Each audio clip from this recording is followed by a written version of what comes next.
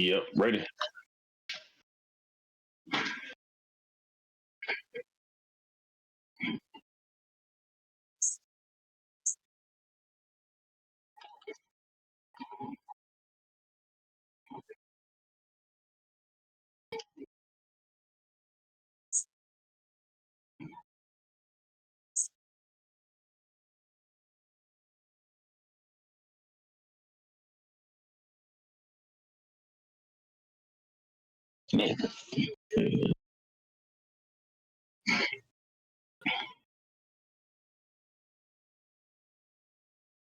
Yeah. It takes place when she's just becoming the Avatar. When she's about. It first starts when she's about 14.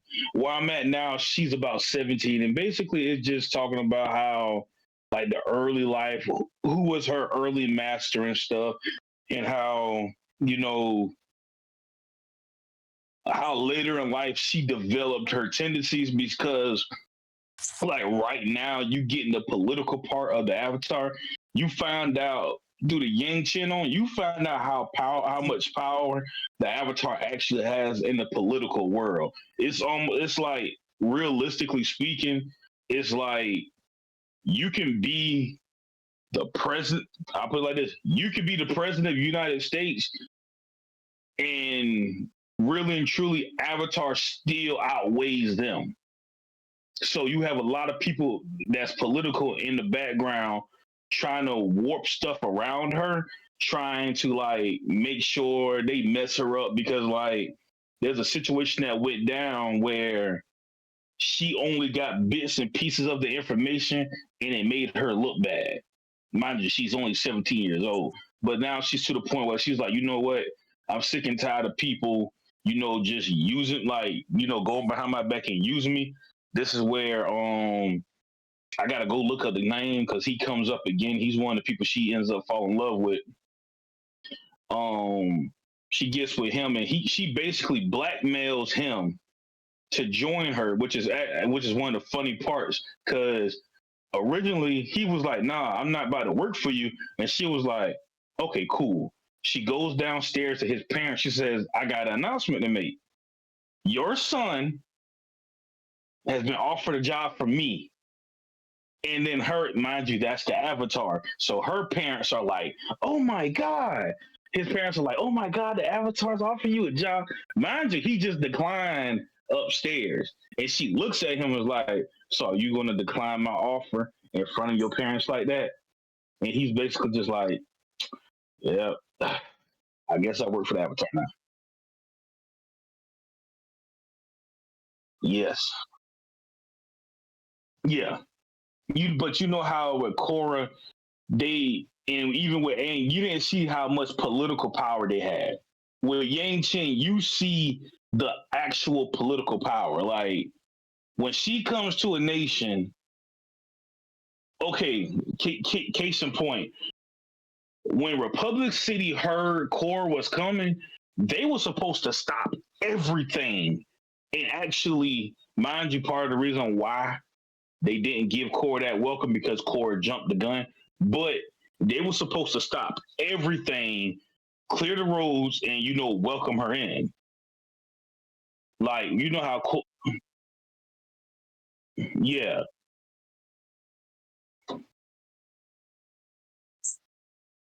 right. So it's like with Yang, you see like the Avatar carries a lot of political power. So if you have the Avatar backing you, it's almost as it's really the world backing you. So like whatever decision she makes, it's really okay. Cool, we going with that. But yeah, so far it's a pretty good read. I ain't gonna lie. It got little snippets of funny in there and everything.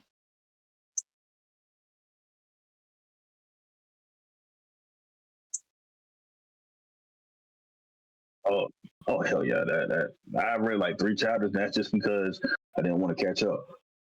I didn't want to catch up. I didn't want to catch up because where I was at, I was in the juice. Like I was in like one of the good fights, and see, I ended at a point where I was like, yo, I want to keep reading, but I gotta slow back because one of the main villains, I know I'm probably about to butcher his name, Rorschach, something like that.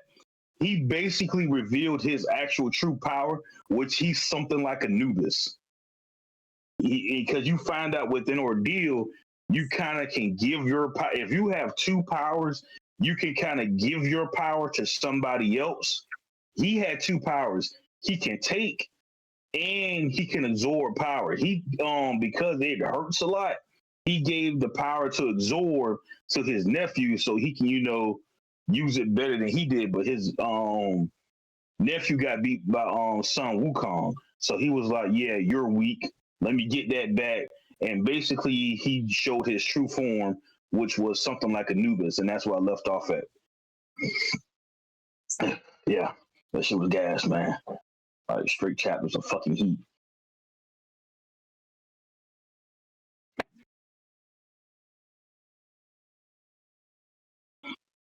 Yeah, because the anime kind of messed up a lot of my memory. So I took this time to I'm going to continue this read. So we're at the workshop battle.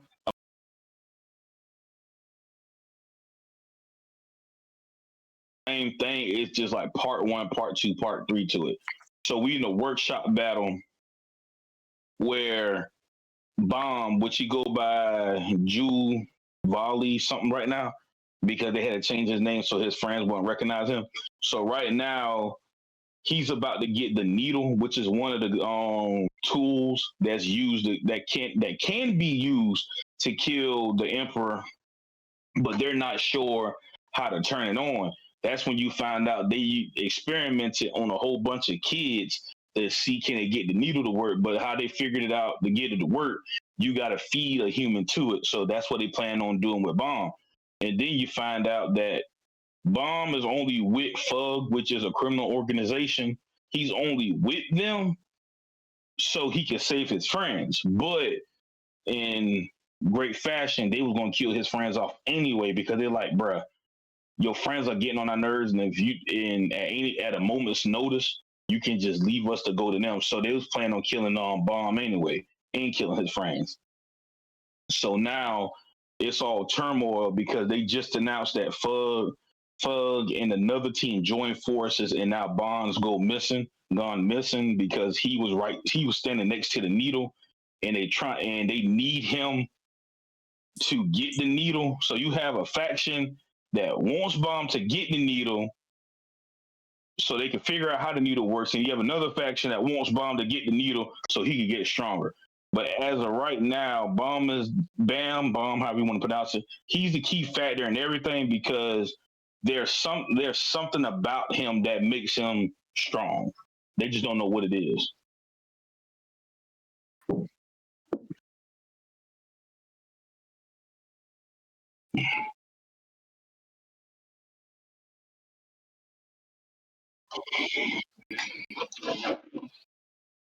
What's up? Mm, we got Escanor's return. Escanor humbling the four knights, proving that he is still the strongest sin. Merlin's secret treasure manifested a partial version of Escanor at his peak as a guard to the castle she's in. And yeah, he low diff all the sins. I mean, the four knights. The only reason they were able to enter is because he punched his daughter in the mouth. She started bleeding, and the blood of the goat sin popped up. And he was like, "Oh, there you go, Merlin's blood. Y'all can come in." So the four knights got to meet Merlin and the real King Arthur, who is now awake. We find out that over time, Kath was stripping away Arthur's power of chaos from within. And when Merlin noticed it, she separated Kath from Arthur. But by that point, he had already taken like most of Arthur's power. So the key to beating Kath, is the power of the Holy Grail. The Holy Grail is formed from real Arthur's blood. So the knights have the Holy Grail now, and they are going back to Dubs so he can reforge their sacred treasures with Arthur's blood, so it'll stop Chaos from healing himself with the power of chaos.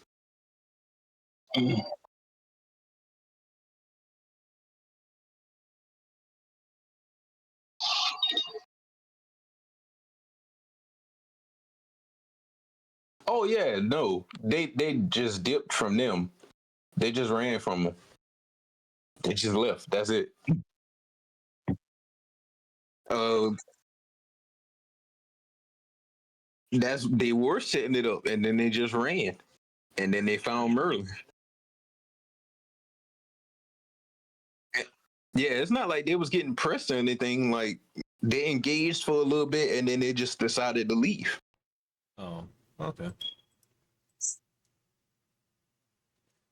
Yeah, that's how that played out. Joel, Don Don.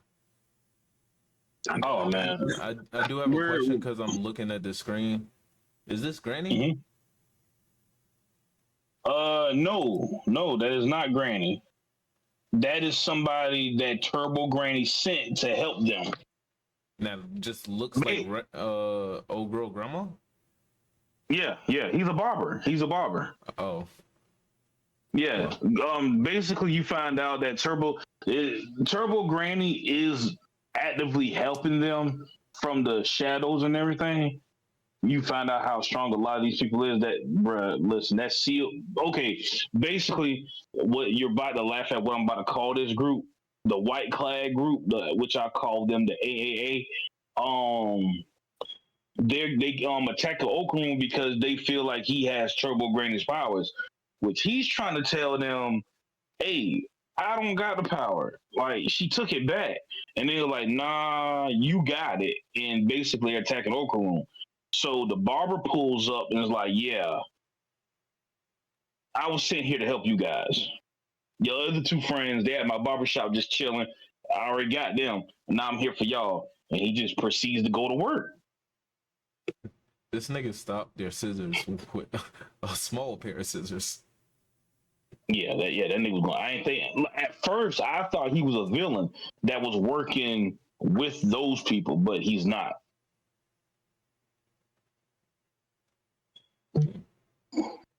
Solid. Yeah, it's pretty good right now. Besides the little seal, don't ask me about the seal man thing. Don't ask me about that shit. Don't ask. I'm still confused by my damn fucking self. So then, Joel, since we Let me do Sakamoto. Let me do Sakamoto. That's a brief one. Okay. Then I do Black Clover. Okay. Sakamoto.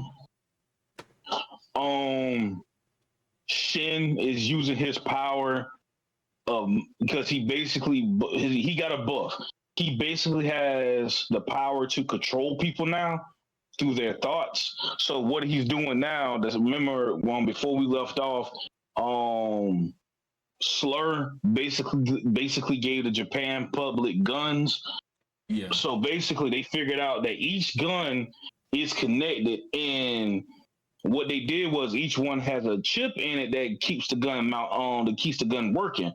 So basically, what they had is they were pressed for time, and so Shin, to keep people from using the gun, he was going around mind controlling people to shoot the blank bullets into the ground and stuff like that. He was like, "Yeah, shoot him in the ground."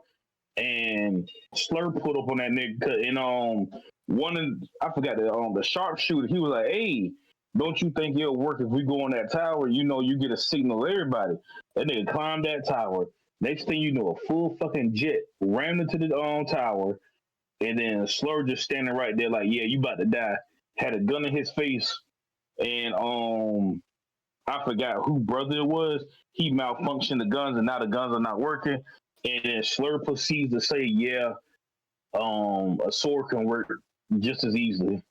And now Shin got a face against Slur. Even though I think Sakamoto about to pull up soon, because Shin ain't got a same chance in hell against Slur. I like this weapon you got. It's It's like a bladed like tail, basically. Yeah. That nigga slurred. Like, hey, listen now. The weapon the nigga used is like that now. The nigga legit like that. Just creepy as a motherfucker. It's literally a tail whip. So, Black Clover is over. Yes. Yeah, since we weren't really talking about Black Clover beforehand, give us a kind of a rundown of like this last arc and your thoughts on it. Oh, the last arc was really gonna be against Julius. As y'all know, before Julius died, he basically you could say reverse time. That's what a lot of people are calling it. He reversed time to where everybody he killed, he brought them back. And so he entrusted um the kingdom to everybody. So the last arc, which everybody is, which I when it gets animated, it's gonna be fire. It was Yuno versus Asta, and that's who's going to determine who's the Wizard King. So one thing I do like, the entire public saw it. You had people who was on Yuno's side, and you had people who was on Asta's side. But one thing everybody knew for certain, these two are who you would classify as the strongest. So you might as well say they put out everything they had in the tank. I'm not, because really it's just a whole bunch of fighting, which I do like. In the winter, and the new Wizard King, the 29th Wizard King, is my Go Asta, the 29th Wizard King. And so you get about the next 2 years, you get a 2 year time skip, and basically you see the village that Austin came from. They're they're prospering now. The Reverend, he's still telling people about how Austin and came from there. Their little brother, he's officially about to take the wizard test to become an official wizard now. Hey, And yeah, it's kind of nice. Relationships were confirmed. I know everybody's wondered the one relationship everybody want to know. Yep. Yeah, yes, Yep. yes, Yami and Captain Charlotte are officially a couple. They got married in the 2 year time skip. And the funniest thing about Yami is he's no longer the captain of the Black Bulls. And I quote, he tells Asta, "I'm not working for you. I'm not working for you, bro." And so Yami goes on to make a special squad that does not work for the Wizard King. And that's why you said yes, Special Reserve Corps. That's funny as yeah, fuck. Special Reserve. That's what he is. That's what he is. Basically, funny thing is, Mariona, she went back. That was in the previous chapter. She went to what we call the land of the sun. She went over there, and you find out that over there somebody's trying to marry her. Which I think I know which one's trying to marry her. I just got to go back to the chapters. No, Asta does not get a wife by the end of the by the end of the series. All it is Man, is Noelle. All it is Noelle and Miosa. How you pronounce the name? They basically are like, yeah, because basically they given. It's kind of like they was like, yeah, he's been Wizard King for 2 years. Now it's time for him to make a choice on who he's going to marry. Basically, my, um, my nigga Austin ended the Gray, series with a harem. basically, Gouch and what's her name? I think Gray. They're together, and Gouch's sister, she's about to become a wizard now. Okay. Um, what's her name? What's her name? What's her name? Oh, what's his name? What's his name? Captain Knock. He's the captain of the Black Bulls now. Mm, what's his name? A bunch of these guys are Farrell. He's about to be a dad. Charmy, Charmy got married to the guy. Oh, the captain, the imagination. Yeah, she got married to him, and they have one, two, three, God. 4, 5, 6, 7 kids. They got 7 kids. But low-key, I really could see that. The way the two of them Yeah, were, and that's a perfect match. yeah, he wanted her, but she didn't want him. Is the captain of the Golden Dawn. We all knew that. We all knew that. The same dude is still working for us now, and in great fashion. I loved how it ended. Somebody was attacking the kingdom.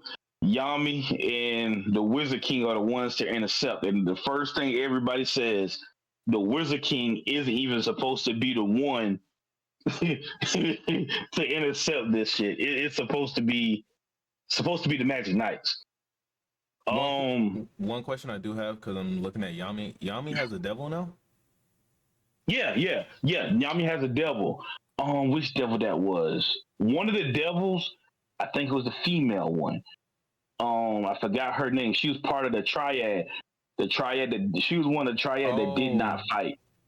Yeah. Nobody knew what she was doing. She was just doing like the sneaky stuff. She joined the fight to help out Yami, and she was just like, "Yeah, I'm kind of bored, doing this. You wanna sign a contract?" And he was like, "Yeah, they together now." And funny thing is, Charlotte, I do like they asked Charlotte how it is being married. And yeah, I still can't get used to this. They like, "Hey, how the hubby doing?" They're like, "Hey, how the hubby doing?" She's like, "Yeah, don't ask me about that."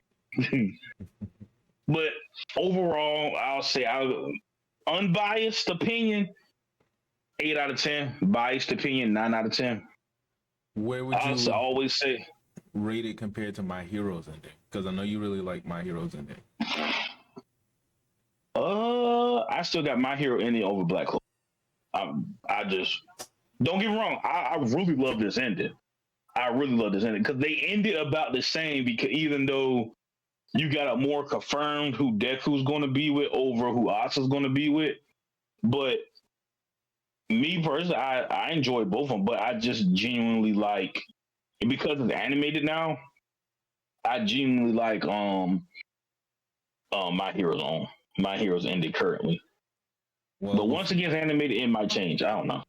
Before Tef says it, still a better ending than Chainsaw Man.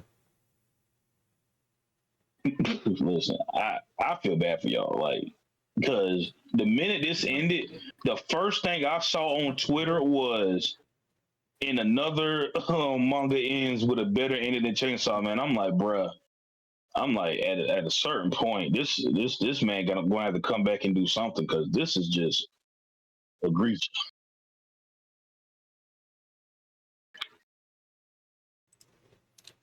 Okay.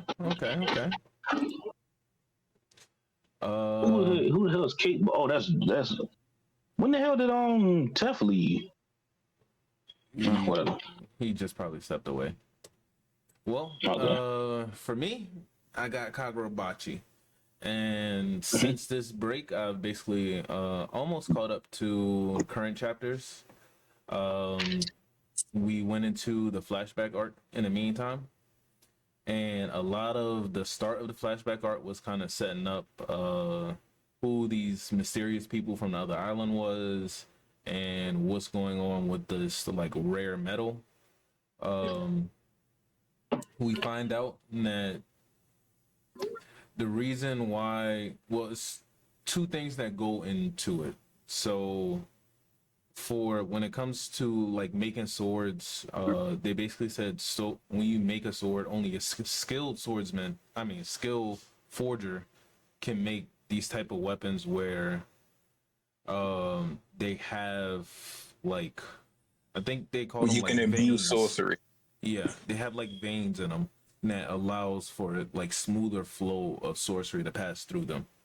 And my boy's dad, he immediately upon looking at the metal tested it out. Konoshige. Konoshige, he immediately looked at the metal, picked it up, instantly was like, oh, well, I already know if I pour any type of sorcery into this shit gonna blow the fuck up or blow me the fuck up. Either or, I'm gonna die. You can actually melt down this metal into a weapon if you melt it slowly before it hits a certain threshold. And they were kind of like trying to figure that out along with the scientists that work for the sorcerers organization, trying to figure out what they can do with the material. And in that process, we also find out that the people from this mysterious island were residents of Japan. They were a clan of sorcerers that were pushed out of Japan a long, long time ago. So it's kind of giving me a 1,000-year blood war kind of feeling. And it wasn't that long though. Yeah, it wasn't that long ago, but it was long enough ago that not many people remember them or their clan. So with those people, when they came and basically tried to set up a little meeting, a little intimate meeting, I ain't gonna lie, I walked into it thinking it was gonna be kind of peaceful, but the niggas came in and they just dropped their balls on the table and basically said, "Y'all gonna give up." You. They said, "Y'all gonna give up this part of Japan, this part of Japan, and this part of Japan, and it's only right because y'all pushed us out for so long. And also, we gonna get the mining rights for those areas, and if y'all don't do it, we gonna go to war." And all the Datsenseki, which is the material to make the swords, they want all that too. And slight spoiler, they want one of the head clan people's daughter. Wasn't it the daughter that can see the future? Yes. Yeah. Damn, them niggas just demanding shit. Yeah. Want the daughter just so she and then told them, "I want the daughter just for her to be a kid." Sounds about right. And in the process, they already cut down all the other guards that were there and that came there immediately. However, I forget this nigga name. Teleport nigga. Shiba. This nigga Shiba is just so cold. This nigga pop up at every meeting. Seem like niggas just always are in a meeting or some shit, and this nigga Shiba will always pop up. Shiba pop up, pull up with 3 other niggas, and fighting starts ensuing. They actually cut off the... I don't know if he's the actual leader of these people or just a representative that's extremely strong as of right now. But they cut off his fingers and they were about to like try to chop his head off. They already like sliced his throat basically. But he had... And that nigga just did not respond. Had no reaction to it at all. Didn't cough, didn't gag, didn't scream, nothing. And that's basically just where I'm at, where this fight is basically starting, where everybody is basically just getting washed. And apparently it's these people can use bugs. So the clan is like a Shino clan, from what I've gathered so far, because I'm not caught up yet. Yeah, their abilities kind of derive from insects.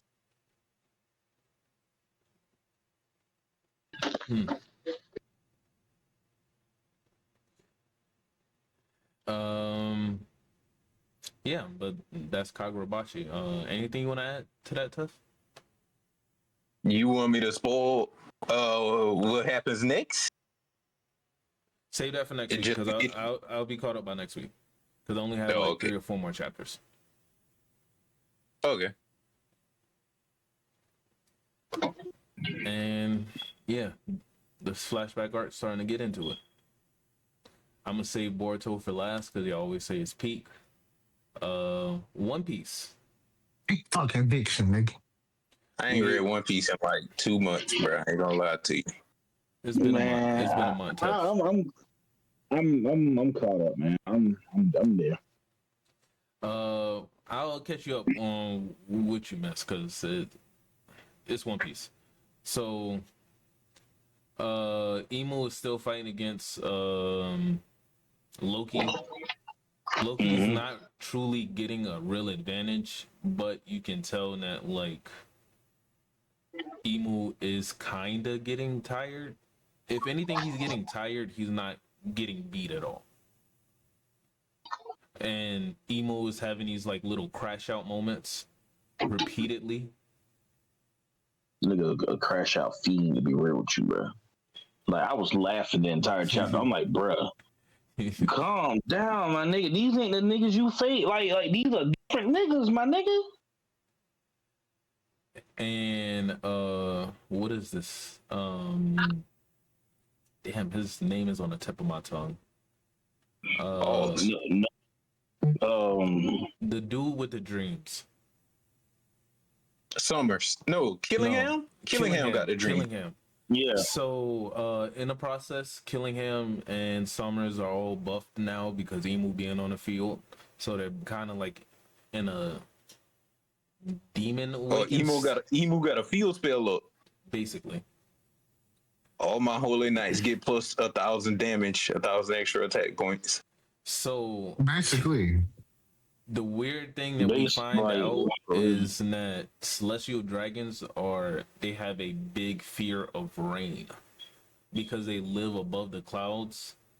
There's a story told in between them about this spiritual rain demon, and because Killingham has his buff, he summons the demon. And Tef, guess what the name is? The rain goddess. I think I noticed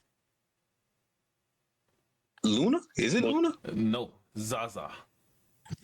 Yeah, Zaza. That's what it was. Queen Zaza. Because that was the thing going on Twitter. Queen Zaza.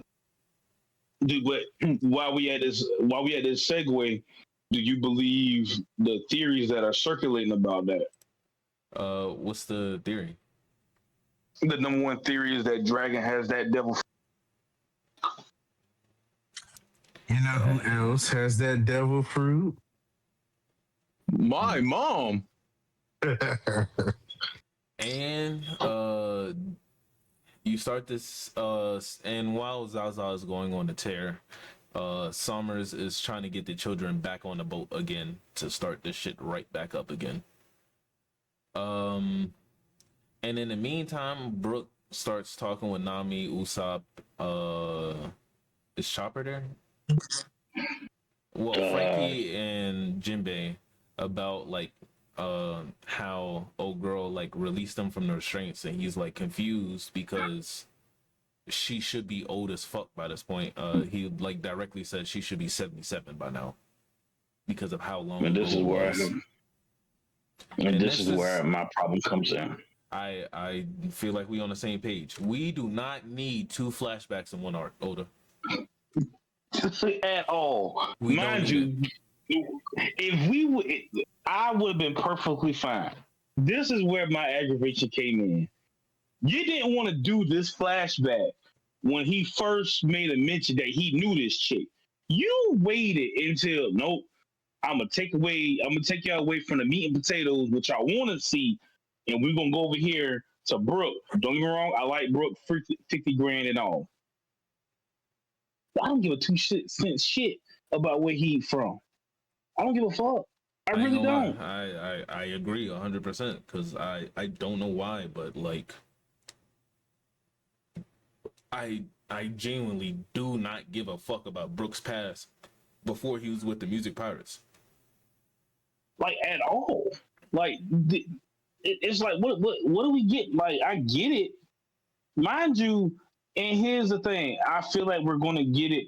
Her going to marry Jawar, and her getting transformed into the thing. I feel it coming. We're going to get it. We're going to see, even though we know for a fact Brooke isn't there. My thing is, we really didn't need this. You could at least let Emu finish his fight because we know for a fact, excuse me, that Emu is he's on a timeline where he can't be there too much longer. Like he's coughing up blood and everything. It's not even from Loki. It's just the simple fact of him just being there. So it's like we know he's on a time limit.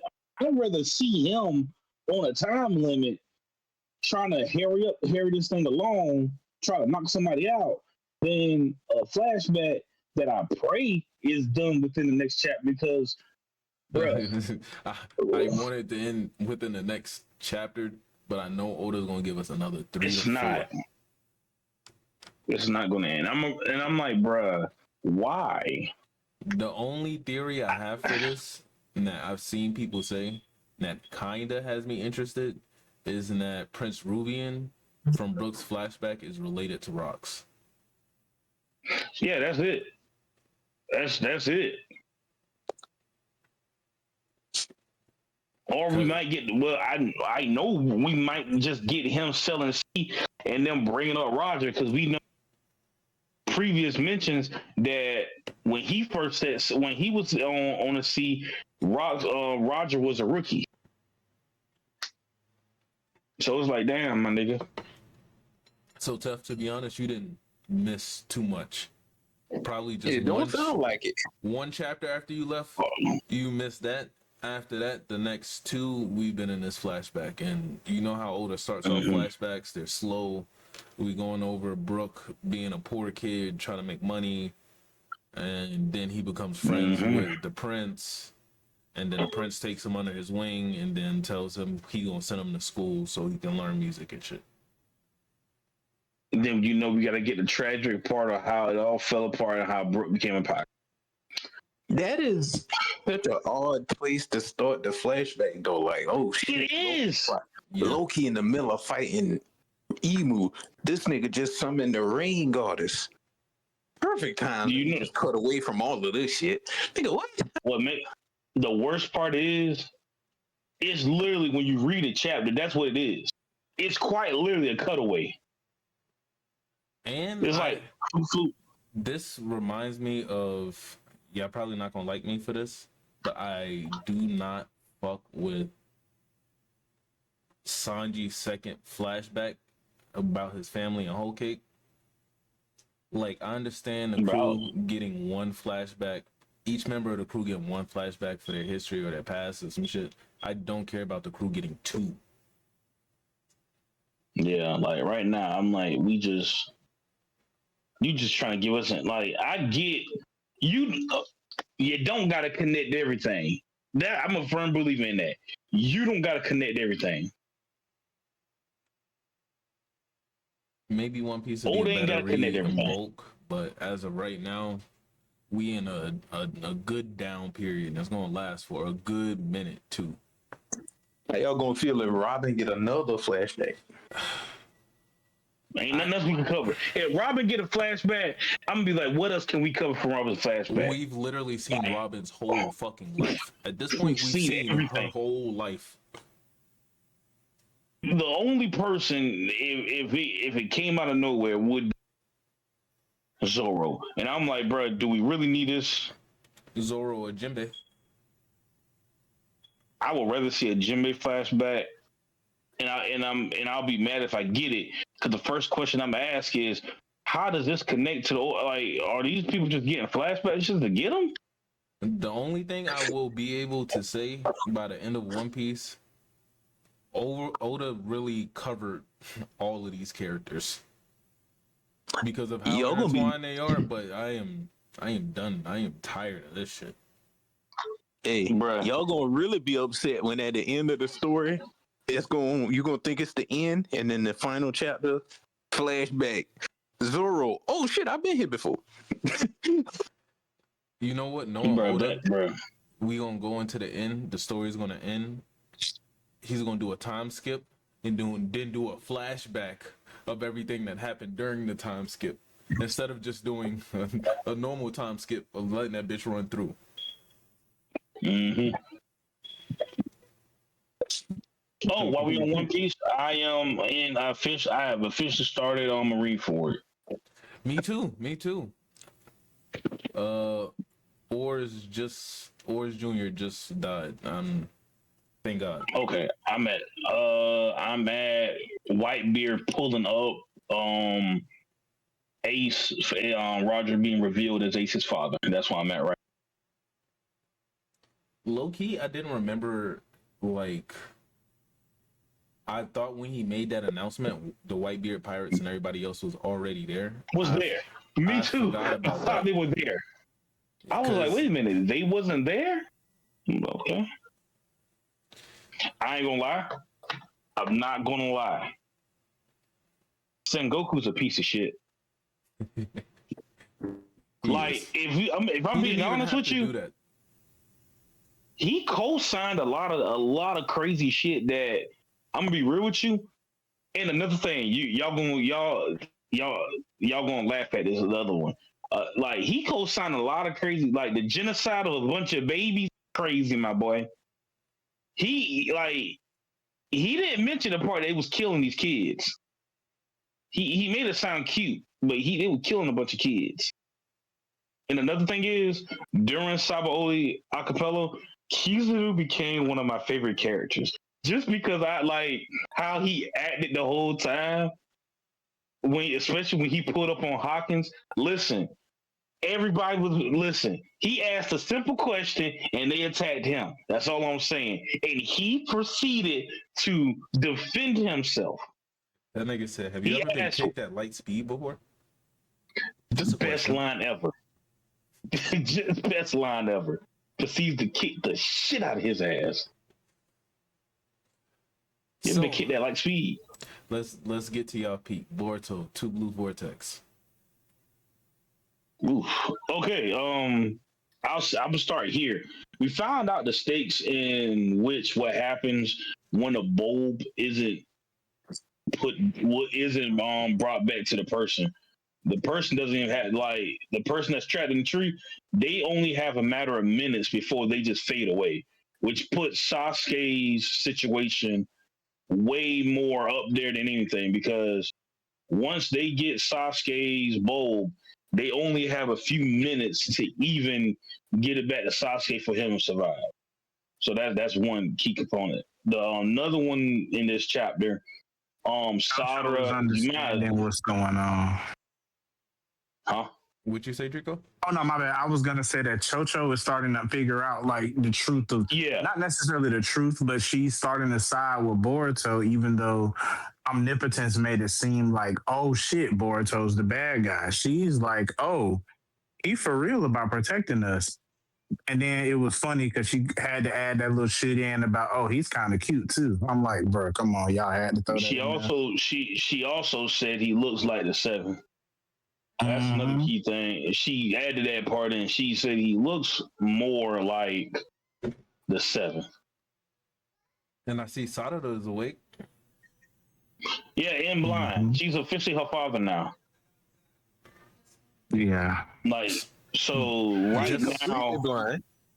she's not completely blind, but now we're at a crossroads. All important question: who's going to help her out? Me personally, I want my personal goat to come back and help her out, but most likely it'll be a motto. Just a general question. Wouldn't it just be possible if Sasuke was around for him just to swap eyes with her? He No. probably would. He would probably offer it up, but I don't think he would do it. Remember, Sasuke only has one eye right now. That's still And better plus, than being blind. Sasuke's And eye is Itachi's eye, which has already evolved. but Yeah, wouldn't she still she get that? I don't Because know. like, That because like they not I don't know if it's theoretically, like if let's say there's 3 people in the Uchiha that are going blind, they should theoretically, because it's never been stated there's a limit in how many times you can swap eyes because we've seen people swap eyes. Theoretically, they could swap eyes in between each other to be good, even if one is already has the Mangekyo, which Itachi basically had already. You should be able to just swap with the person going blind. But now let me tell you the theory that me and Joe was talking about. He came up with it, but basically So you know how when it was Sarada's arc early on in Boruto, when she, Chocho, Naruto, and Sasuke was going to do what they was doing, we find out Orochimaru still has cell cultures of all of his subjects, right? So that would mean that he would still have Sasuke's cell cultures. What if he could use that to, say, reconstitute Sasuke's Sharingan and implant that into Sarada's eyes? That's a solid Yeah, theory. hell, hold on. Correct me if I'm wrong, Tef and Draco. Doesn't Orochimaru still have some Uchiha eyes? Yes. That's how he made Shin, so it would make sense. So I'm like, it's possibility. That's why I said I feel like they away from Orochimaru, but I think Amato's gonna be the one to help her out. But it's plausible that Orochimaru could be he's the one that did a lot of study on this, so you know. But yeah, I do like. I hate to say it, I do like that Sarda's going through this because it's like we're in the end game, so we need her at her strongest right now, and we know she's important to what's going on. I do have a question though, because I don't, and all the time we've talked about this, I don't think I've ever seen this character. Who is this nigga? The nigga that looks like Boruto, but has like the belt strap. Cold. Why does he look different? Cold. That's Code had his limiters removed. no. He had his limbs removed, and then he got that thing across his head because that's how he teleports. He looks completely different than how he looked before.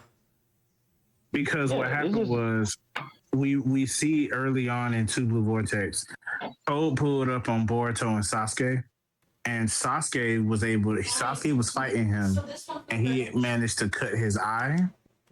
And then after that, Sasuke got bit by a claw grime, turned into a tree, and that's where Shinju Hidari come from. Okay.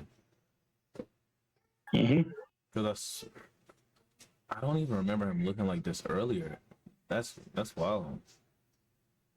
Oh, yeah, This whole time I thought he had had white hair. No, it's actually orange. It's funny. Wow. Yeah, it turned white. Yeah, I'm pretty sure it's white now. But yeah, he proceeds to get fucked up again. That nigga walked into the exact same, and I will always say this. This is one of the strongest variations of the Rasengan. That nigga walked into that shit, and not gonna lie, he's kind of fucked because if Boruto doesn't actually dismantle that jutsu, then he's basically just tripping over his shoelaces for the rest of his life. So who bulb was that Boruto had? What's that nigga name, Tell? Yeah. He was Bug. He wasn't really important. Well, he was important, but he wasn't really. Was that the retarded nigga? I can't say that. Was that the dude that kept making clones and shit? Yeah. Yes. Yeah, that's what he came on. That's who that Shinju was based on. Okay. Because I remember y'all said the more clones he make, like he gets stupider per clone or something like that. Correct. Okay. Honestly, you can honestly say by because he had about 1,000, maybe more out. It was pretty easy to beat him. Okay. Mind you, his strength wasn't depleted. It just he wasn't smart. Well. Yep. What's another thing? Cause I skipped to the end about that part. Yeah, Uzuhiko, however you pronounce it. Yeah, I say that's one of the strongest variations of the Rasengan. Oh yeah, Sakura returned too. Yeah, I did see that because she was hugging Sada them. It's kind of sad. She took her off her glasses. You don't need them anymore. Because I feel like this is where Orochimaru enters the picture, and Sarada. And I feel like Sakura knows that this is where Orochimaru would enter to help them out. Mind you, he doesn't. He's helped out Naruto before. They kind of owe each other a favor, so I wonder would this pan out? I can see Sakura working with Orochimaru to come up with a solution for Sarada. Well, yeah, they did it with Naruto. When Naruto was sick, they did it. So I would want those two working together to figure out something.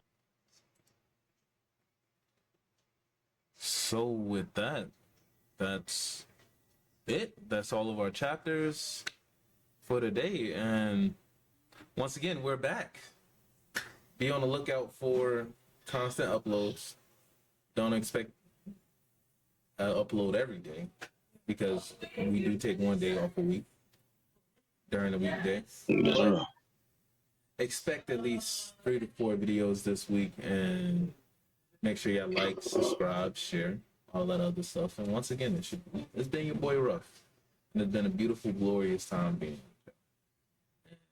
Hopefully, I'll come back to enjoy some more. Catch y'all next time.